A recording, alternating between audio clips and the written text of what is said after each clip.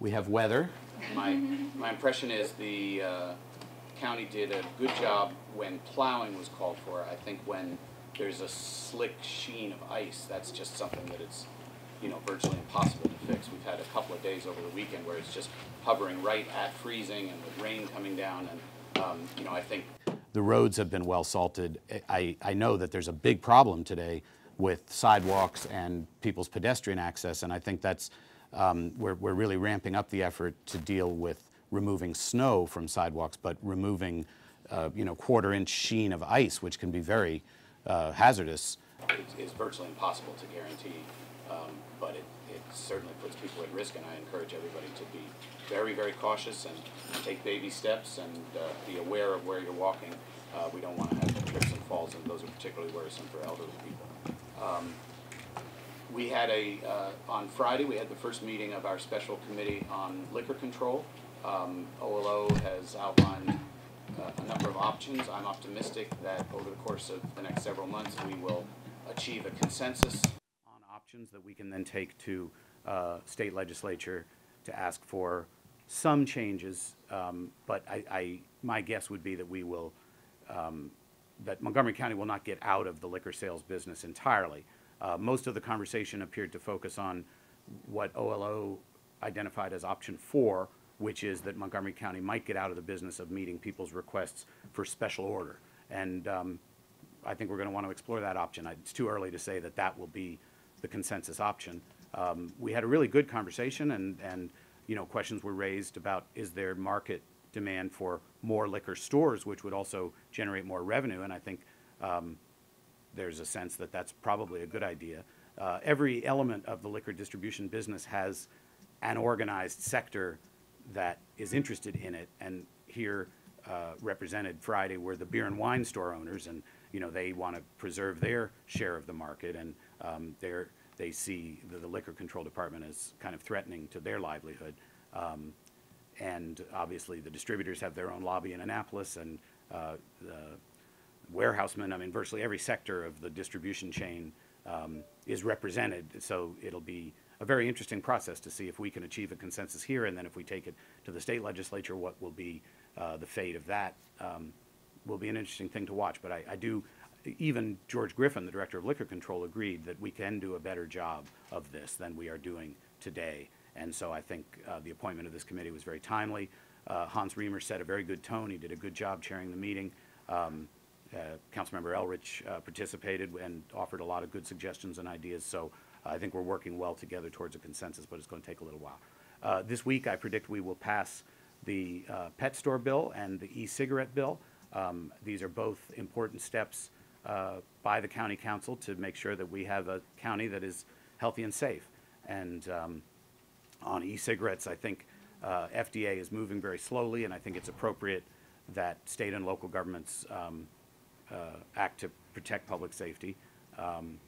My main motivator on the e-cigarette bill is my concern for small businesses. I think it's not fair to restaurant owners to have to police consumption by their customers. I don't think it's fair if someone appears to be lighting up a cigarette, which is clearly illegal and which customers don't like, for a restaurant owner to be in the position of telling that customer, trying to ascertain whether the customer is consuming a legal product or not. And I think it's just better to treat e-cigarettes the same way that traditional tobacco cigarettes are treated in terms of using them in public. None of this would infringe on individual consumers' right to purchase the product or to use the product in the privacy of their home.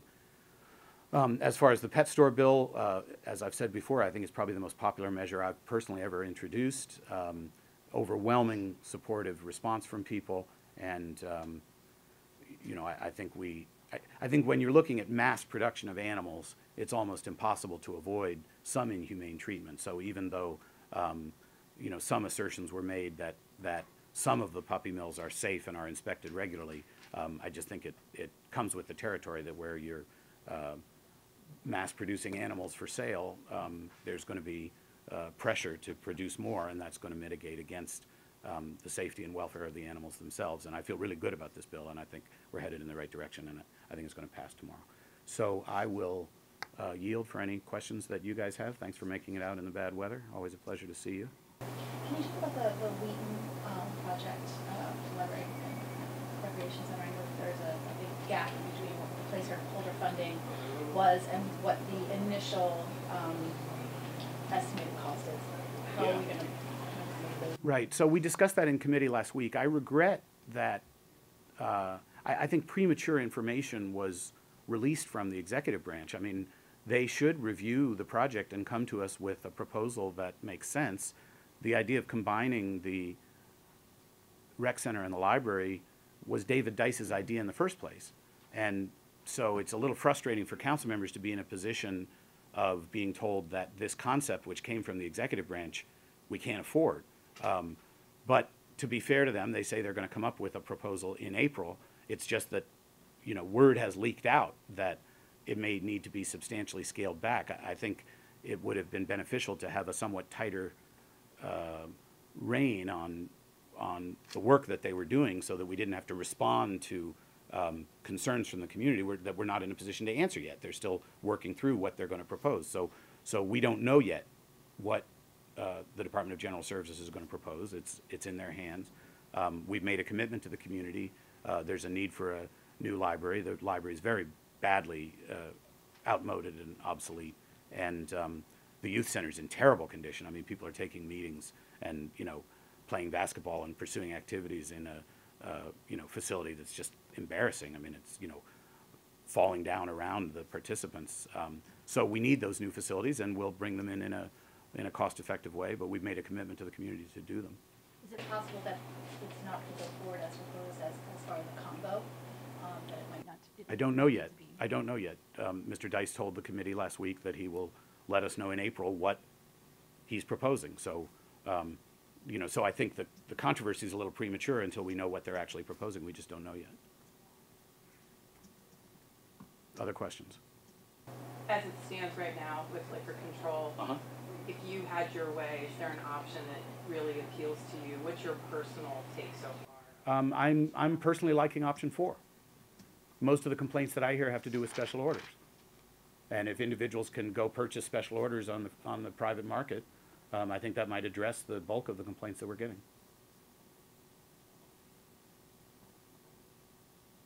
But that would require a change to state law. Do you think the state legislature will go with whatever it is that council decides, or will you have to lobby pretty hard for something? I have no idea. Liquor gets a lot of attention, and there's a lot of money to be made by lobbyists in Annapolis on this topic. So I don't know yet. So what's your reaction to the Mikulski announcement? How do you think it's going to Has the announcement actually been made? Yeah, yeah. Well, I'm looking here, I don't see yeah. an update, We've so published something. assuming she started on time. Yeah, But, she's gonna tell. Well, haven't seen I worked for Senator Mikulski for 5 years. I was her legislative director. She is one of the most important Marylanders in the state's history. Her election to the House in 1976 and her election to the Senate in 1986 sent a groundbreaking message that anyone can participate in politics. You don't have to be 6'5" and have salt and pepper hair and be a rich male. That, you know, for a 4'11", you know, feisty daughter of a Highlandtown baker to take her seat in the Senate, it's hard to remember now because she's been there so long, sent an enormous message about the inclusiveness and opportunity of American politics, and certainly in Maryland. She's a role model for me. To say that I love her is the word isn't strong enough. I mean, I learned so much working for her, and she's been a role model for a generation of Maryland politicians.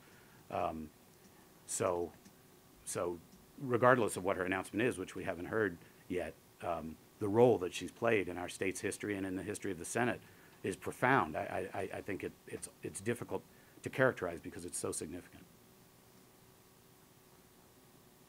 First woman chair of the Senate Appropriations Committee, and such an effective legislator. I mean, just tremendous strategist, brilliant political operative. Nobody understands the nature of political organization better than she.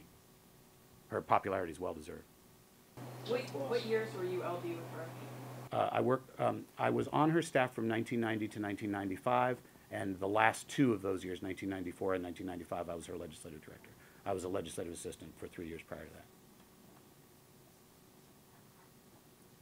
Tough boss. You know, I think anyone who has high expectations of productivity is going to be a tough boss. I mean, she pushed her staff to achieve a lot for the people of Maryland. And we did achieve a lot. It's an immensely productive office. Can you point to a specific project or moment where you would consider to be sort of her crowning achievement? Over the totality of her career? Yeah, what you look at as being her biggest moment? Well, appropriations was so much part of the culture of her office, and you know, making sure that Maryland got a fair share for projects of vital importance to the entire state, whether it was the metro or the FDA consolidation or doubling funding for NIH twice over the period of time that she served in the Senate. She was always very focused on the interrelationship between the federal government and her state, and she made sure that, you know, we always got a very, very generous slice of the pie, making sure that research funding continued strongly to Johns Hopkins University, and defense spending. I mean, making sure that Pax River and Aberdeen Proving Ground were amply funded. I mean, she just was very, very attentive to the federal dollars that keep the state's economy strong and that pursue vital public purposes. So is it going to hurt now that she's not going to be there? You know, I think it's too early to say. It depends who takes her seat. If indeed she is leaving, again, I haven't heard the, right. But every Marylander owes her thanks for her extraordinary public service.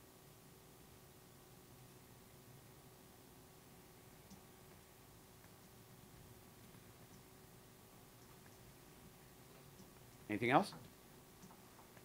Easy. All right, thanks guys, great to see you.